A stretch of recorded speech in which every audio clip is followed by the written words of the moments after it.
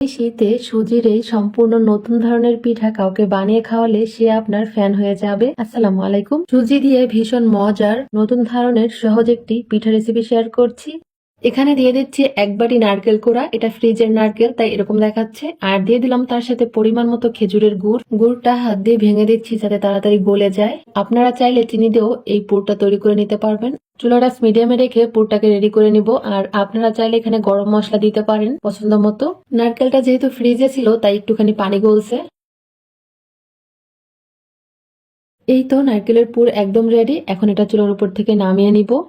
এখানে নিচ্ছি 1 কাপ পানি, পরিমাণ মতো লবণ বা স্বাদ মতো লবণ, 1 টেবিল চামচ গুঁড়া দুধ, 1 চা চামচ ঘি, 1 টেবিল চামচ চিনি। সবকিছু নেড়েচেড়ে জাল করে বলক তুলে নিব। বলক চলে আসার পরে এখানে দিয়ে দিচ্ছি 1 কাপ সুজি। সুজিটা দিয়ে ভালো করে এটাকে সিদ্ধ করে নিব।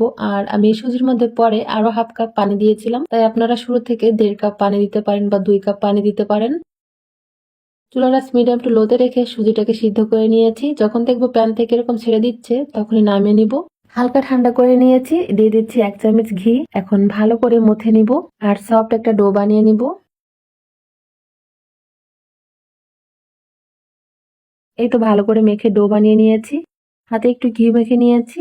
আর এখন কিছুটা লেচি নিয়ে প্রথমে এরকম গোল করে বানিয়ে তারপর একটু চ্যাপ্টা করে নিব।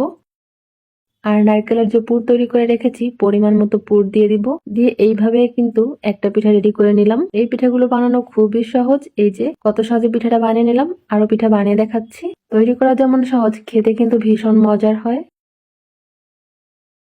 সবগুলো পিঠা বানিয়ে নিয়েছি আর দেখতে কতটা লোভনীয় লাগছে। আর একটা পিঠা বানিয়ে দেখাচ্ছি। এই যে এখানে নিয়েছি রাইস কুকারের একটা ঝালি, একটুখানি ঘি ব্রাশ করে দিচ্ছি যাতে পিঠাটা খুব সহজে উঠে আসে। আপনারা চাইলে তেল ব্রাশ করে দিতে পারেন। একে একে পিঠাগুলো দিয়ে দিচ্ছি। সবগুলো পিঠা সাজিয়ে নিয়েছি। এখানে রাইস কুকারে কিছুটা পানি গরম করে নিয়েছি আর তার উপর পিঠাগুলো বসিয়ে দিয়েছি। এটাকে আমি 15 মিনিট সিদ্ধ করে নিব। 15 মিনিট পরে পিঠাগুলোকে সিদ্ধ করে হালকা ঠান্ডা করে নিয়েছি। এখন আপনাদেরকে পরিবেশন করে দেখাচ্ছি। পিঠেগুলো যে কতটা লোভনীয় হয়েছে সেটা দেখেই বোঝা যাচ্ছে। গরম গরম এই পিঠাটা খেতে দারুণ লাগে। আর ঠান্ডা হয়ে গেলেও পিঠেগুলো থাকবে নরম তুলতুলে, একটুও শক্ত হবে না। আর খেতেও কিন্তু ভীষণ মজার হয়। এই যে পিঠেগুলো ভেঙে দেখাচ্ছি যে কেমন হয়েছে, কতটা লোভনীয়।